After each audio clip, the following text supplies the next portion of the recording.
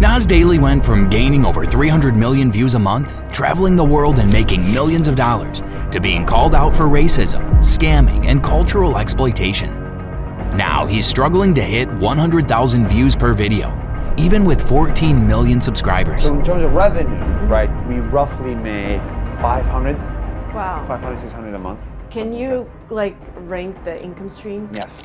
Remember this quote: you either die a hero or you live long enough to become the villain.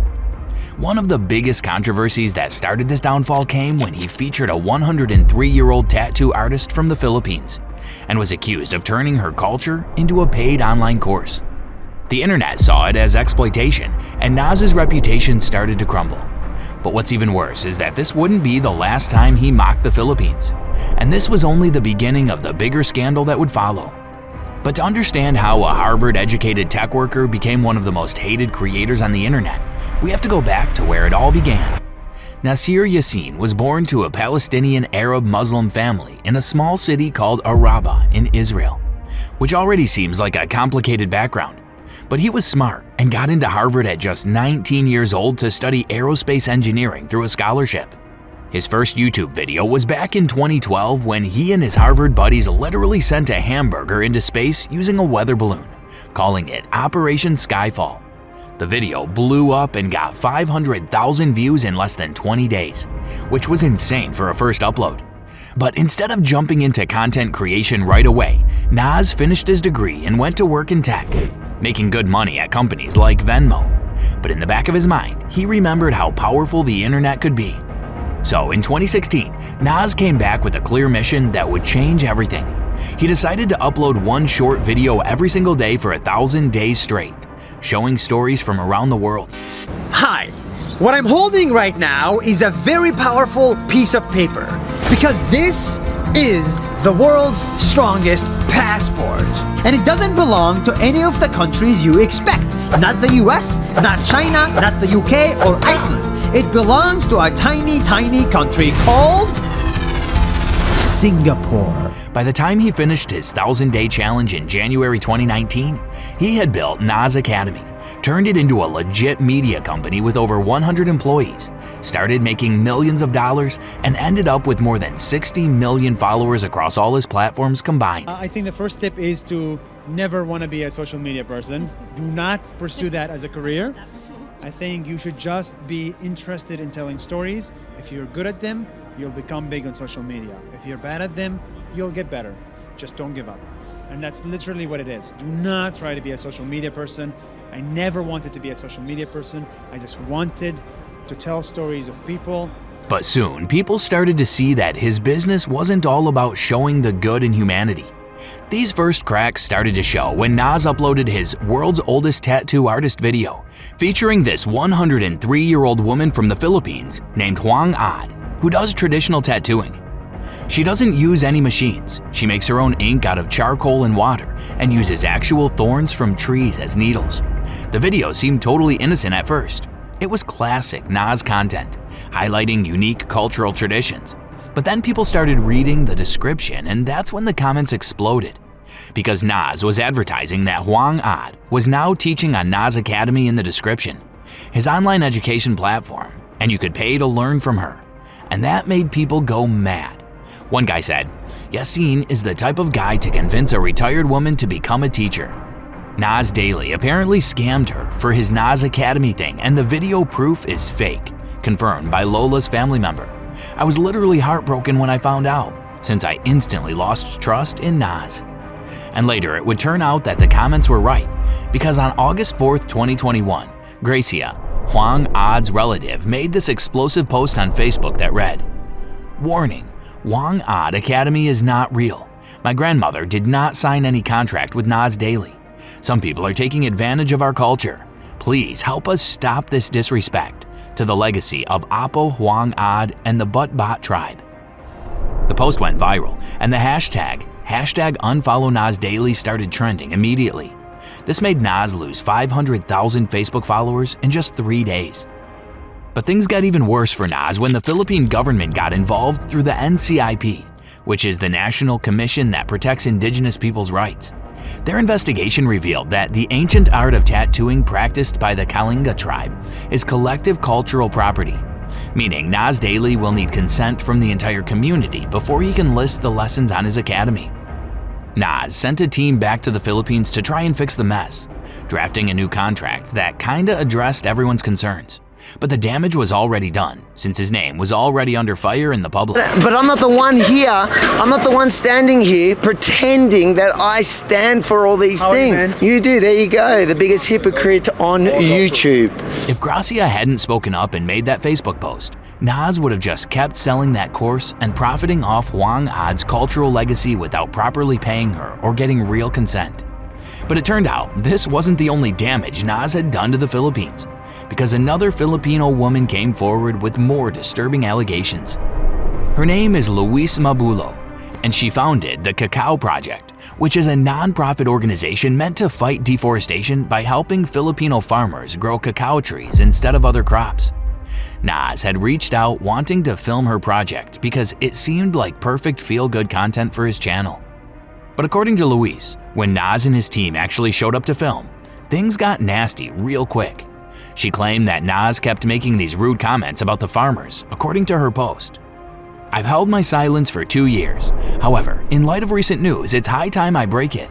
In 2019, Nas Daily had come to my town to cover my story on the Cacao Project. My family took him and other content creators in as welcome guests.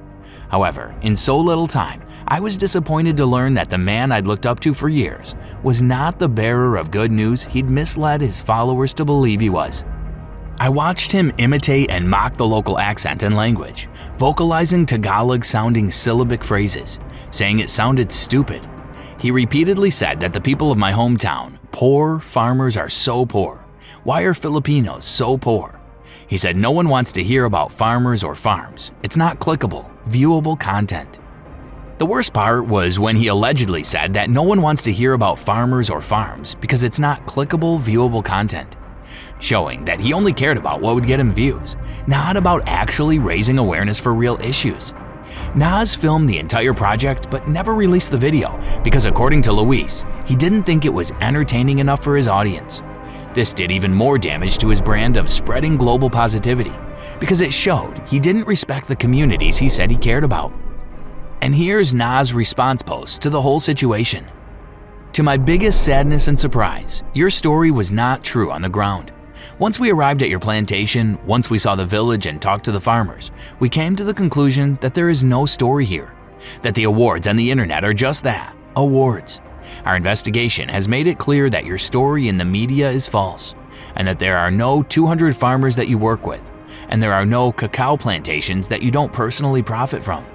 Even though we flew in for 2 days, we had to pack up and leave because I will never ever put fake news on Nas Daily." But the problem is, even though Luis's project had issues and wasn't as legitimate as she had made it seem, that still doesn't excuse the racist comments about Filipinos being poor, and the internet was tired of his lies with comments like, "Stop using our countrymen for your own selfishness. So did you or did you not mock our accent and insult our poverty? Don't support this man, he's using Filipino for his own benefit, even destroying the country and the president." While Nas addressed why he didn't release the video, he stayed silent about the allegations that he mocked their accent and made nasty comments about Filipino poverty. A pattern was starting to show that would repeat itself over and over. Nas would never actually address the real issue people had with him.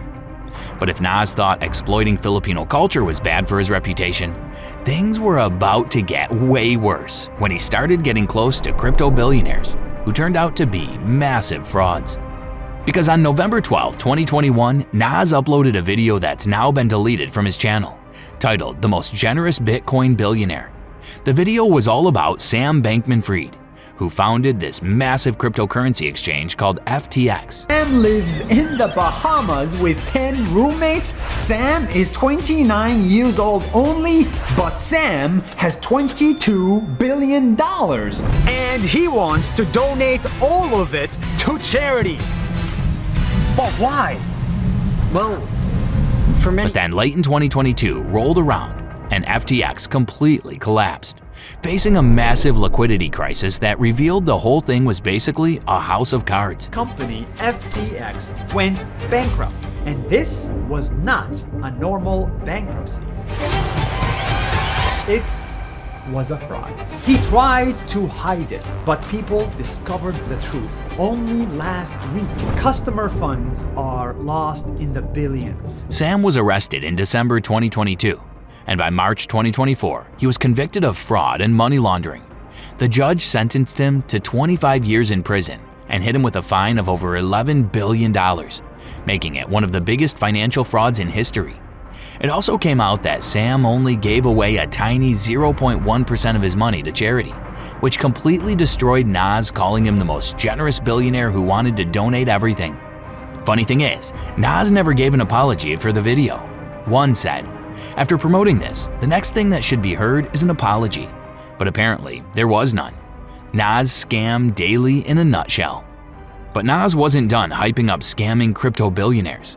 Because on May 5th, 2022, he posted another video called Most Humble Crypto Billionaire, featuring Changpeng Zhao, who everyone knows as CZ. Hi, my name is CZ.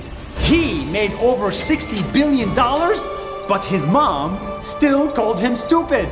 Nas went on describing him as this humble guy who didn't care about cash. Same story as before. No mention anywhere that he might have been paid to make the video.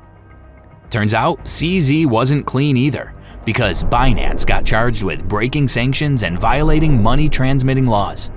CZ ended up pleading guilty to money laundering charges and had to step down from running Binance. Binance crypto boss Changpeng Zhao sentenced to 4 months in prison. So now that's two good guy billionaires that Nas promoted who turned out to be massive frauds facing serious criminal charges. But the truth came out just a month before that video dropped. Because on April 22nd, 2022, Nas appeared on a podcast hosted by a YouTuber called Silicon Valley Girl. During the interview, she straight up asked him what everyone had been wondering about. So Oh, wow. those take full days. Interesting. So sometimes the characters that are in your video are actually paid sponsorships. Sometimes, yes. Do you say that in the video? So it's actually like less than 3% of the content. And we do not say that because, well, one, in the post, it's when we say thank you to XYZ, blah, blah, for making this possible. Two, it's like we don't live in America, so you don't actually have to say. He was literally admitting that he hides sponsorships from his audience and thinks he doesn't have to follow disclosure rules because he's not based in America. That was kind of dumb for multiple reasons, because YouTube is an American platform that has to follow American laws, no matter where the creator lives. The FTC requires clear sponsorship disclosure from everyone who uses the platform. Your location doesn't matter one bit. Nas tried to downplay it by saying less than 3% of his videos are sponsored, but nobody believed that, and it didn't matter anyway because he just admitted to breaking the rules. But hiding sponsorships and worshipping scammers wasn't the only way Nas managed to piss off millions of people. He was about to disrespect an entire religion next. Because in July 2024, Nas uploaded the video, "I studied Islam for 1 month and I lost all my hair." I spent 1 full month studying my religion, Islam. The title alone offended a lot of Muslims because it made a joke out of something that's sacred in their beliefs. When Muslims finish the Umrah pilgrimage in Mecca, shaving their head is a sign of humility and devotion to God. But Nas turned that whole tradition into just losing hair like it was some funny experiment for content. The video itself was even worse than the title because it was full of misinformation about Islam and oversimplified the beliefs of over 2 billion people. He got basic facts wrong, presented his opinions as truth, and treated the religion like it was some interesting topic he could master in 30 days. So that the video got more dislikes than likes was no surprise. And the comment section was flooded with angry Muslims correcting every single mistake he made. Islam did not start from a cave. Islam started from the first human being. An Islamic content creator named Smile Tajana even made an entire response video calling out Nas's disrespect. This individual had the gall to make a video about Islam, seeing as he is such a hypocrite, a sellout, a absolute piece of work. I was only curious to see what on earth could he be teaching the people about Islam. But Nas never apologized for the disrespect, never took the video down, and never acknowledged that he'd done anything wrong. The pattern just kept repeating itself. Ignore all criticism, pretend nothing happened, and quickly move on to the next video hoping everyone would forget. But disrespecting Islam was just the warm-up, because Nas was about to piss off everyone again with his take on the Israel-Palestine conflict. Nas made a video called My Israel and Palestine Explained, where he tried to position himself as this neutral peacemaker who just wanted everyone to get along. Suffering, pain, anger. You know, a lot of people want to see Israel disappear. I don't. I think Israel should exist because it has good people inside of it. And I think Palestine should exist because it has good people inside of it. And that's why I think it's not one or the other. And I really don't like it when everybody keeps saying it's one country, it's fake countries. It's a stupid argument. Israel and Palestine. My solution is simple. Bring people together, not apart. This is why we make these videos. This is why we The video made the conflict that's been going on for hundreds of years seem like no big deal. Nas took all of that complicated history and basically said, why can't everyone just be nice to each other and get along? But the real hypocrisy came out when people started digging into Nas's actual opinion on the situation. Because on October 23rd, he tweeted, Israel first, Palestinians second, which made the people doubt his supposed neutral opinion. But the answer soon became clear. He wasn't any of those things. He was pro-views. Nas would say whatever got him the most engagement in that particular moment, and it ended up pissing off both Israelis and Palestinians, because nobody could trust a single word coming out of his mouth. At a recent summit called NDTV World Summit, Nas admitted, I think Israel should exist, and said he supports a two-state solution while also saying free Palestine from Hamas, from radicalism, from terrorism. That my political opinion, which I made very clear, that we need two states for two people, but also we need to free Palestine from Hamas, from radical, from terrorism. I'm not for that at all, and I think Israel should exist. Every time I say the I word, which is Israel, I lose followers. Every time I say the I word, which is the country I'm from, he positioned himself as this honest guy, saying, I succeeded despite being canceled more than 10 times. Like, yeah, that's something to be proud of. So I succeeded despite being canceled more than 10 times. Because the videos are just so damn good that you're willing to listen to somebody from Israel even though you hate Israel so much. The Davos incident. But things got even messier when a conservative YouTuber named Ari Yassini confronted Nas at this event in Davos, Switzerland. Ari walked up to him and asked him about his relationship with the World Economic Forum. But Nas responded like an absolute child. Do you think it's cool that you're standing here and you're being employed, like you're getting paid by the World Economic Forum to promote their product? I'll tell you what's cool. This is the video. How are you guys? Give me. You know what's really cool? Is that all this was done for no money. You did it for free? For free, my friend. You're willing to sell yourself for free? I'm selling myself for free because I have opinions. But you do, The whole conversation made Nas seem unable to take any criticism without getting defensive. But it was only about to get worse, because later Ari was in the middle of interviewing the Prime Minister of Luxembourg when Nas came over and interrupted the interview. He called Ari annoying directly to the Prime Minister's face and ruined his interview. And after, he literally ran away when Ari tried to continue talking to him. Prime Minister, and then running away. So is he annoying you? Is he annoying you? No, it's still okay. Okay, because this is Nas Daily. He's a great Nas Daily. This guy's annoying. Be careful of this guy. He's annoying. I was a lawyer before. If you need some help. Wait. What law? What law? Nas might need criminal help. Nas, come here. 2 questions. I'm good. Wait. Bro, I know you. Hold on. You said I know you at this. Hold on. Nas. It really showed how bad he is at defending himself when he's not in control. You won't see that coming back in his own videos, since he can just cut out anything that makes him look bad.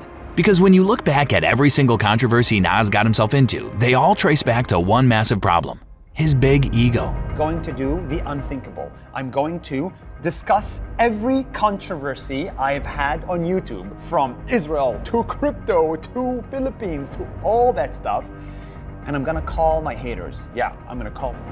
In December 2024, Nas posted this response video where he laid out what he called the underdog, hero, villain, phoenix framework, which was basically his way of explaining his entire life story. He called himself an underdog who worked like a donkey for 10 years to become a hero, and now he was in the villain phase because apparently success equals evil in people's minds. He claimed he was rising as a phoenix above all the hate, and throughout this video, he called himself a hero more than 15 times. Years until it succeeded. I went from underdog to hero with more than 15 million followers on YouTube, 22 on Facebook, 5 on Instagram.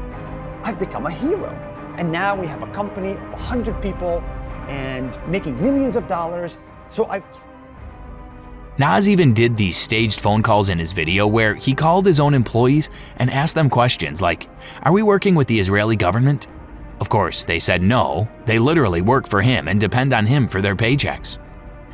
So, in 2 sentences, are we working with the Israeli government, and why do people have that assumption? The straight answer is no, we've never worked with the Israeli government. The reason why this started was because we had employees in the company who were Israeli by nationality. He also called them to validate his response to the Hwang Ad situation, which they obviously validated as well. The audience saw right through it with comments like, "He had the time to make a video, but not to apologize. That says a lot." The whole response just made him look even more narcissistic than before. All this past drama was built up over time. His numbers show how the majority of the people see him now. Only time will tell if he can rebuild what he lost or finally learn from the backlash. Make sure to subscribe so you'll be the first to know if Nas ever turns things around. Thanks for watching.